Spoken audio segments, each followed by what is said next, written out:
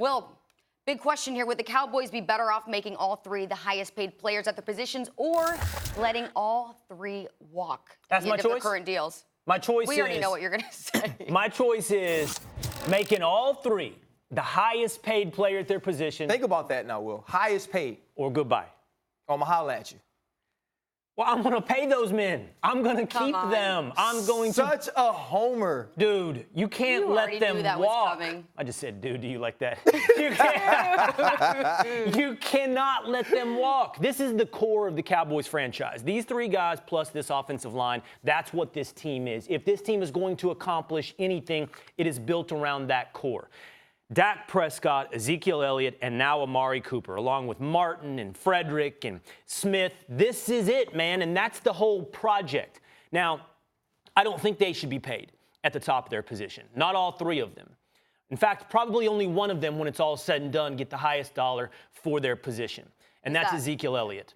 Dak Prescott and Amari Cooper come in, probably from what reports we've heard, as a top 5 paid quarterback and wide receiver in the NFL.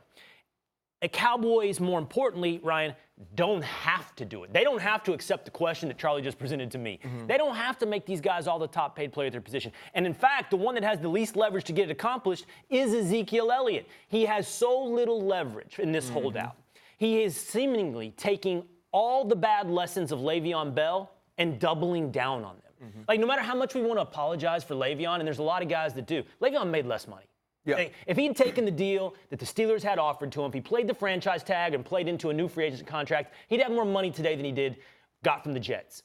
And Zeke is looking at all that and saying, I like that. Plus, the Cowboys have control over me for, 2, 3, 4 more years. He's not going to get reset the market top dollar money. He may be the highest paid running back, but it's going to be in line with Todd Gurley. Cowboys don't have to make this choice that Charlie put to me. But if they have to, you keep these guys. Listen, I know you were a Texas guy, right? And I know you know this song. These boots are made for walking. Oh, come on. Because that's just what they would do if I had to make all of these guys the top paid at their position. You know what?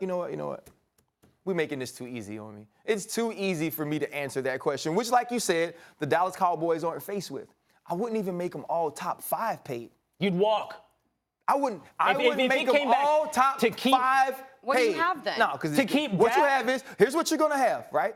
Ezekiel Elliott, who is the one guy I think from what he's produced should be near the top. I would put him in between Todd Gurley and Le'Veon Bell. He wouldn't be the highest paid guy, right? But I'd make it very fair for him, and he would get his money. Then Dak Prescott has to fall, for me, on a yearly basis somewhere below what Tom Brady's going to make this year. Oh, right.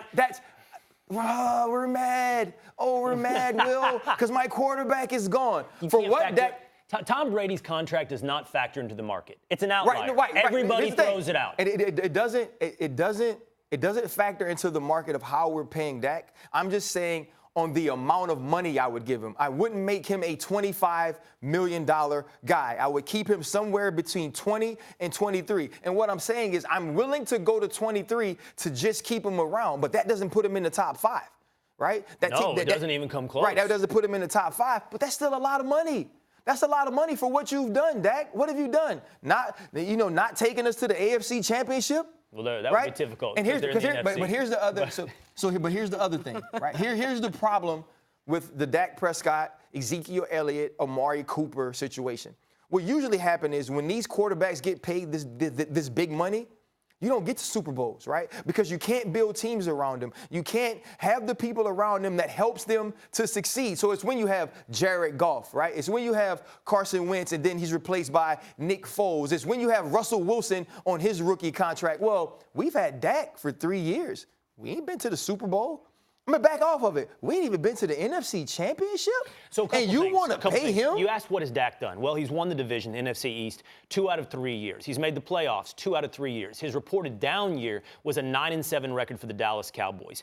This guy has won at the highest of levels in terms of win-loss percentage over the first 3 years that you can put up in anybody's career. Any NFL quarterback, he's right there among the tops with them. And in fact, in almost every statistical category outside of yards per game, Dak is right there. His stats show though, he is a franchise quarterback. In order to keep a franchise quarterback, Ryan, you can't rank him like you just did. You can't say, well, I think he's about the 10th, 12th best quarterback in the league, so I'm going to pay him accordingly. You pay when the market is up. And right now, what will happen will be you got to pay Dak as a top 5 quarterback. You know what else? In about 3 or 4 years, it won't be anymore because of quarterback inflation. I'm with you, by the way. I've seen the history.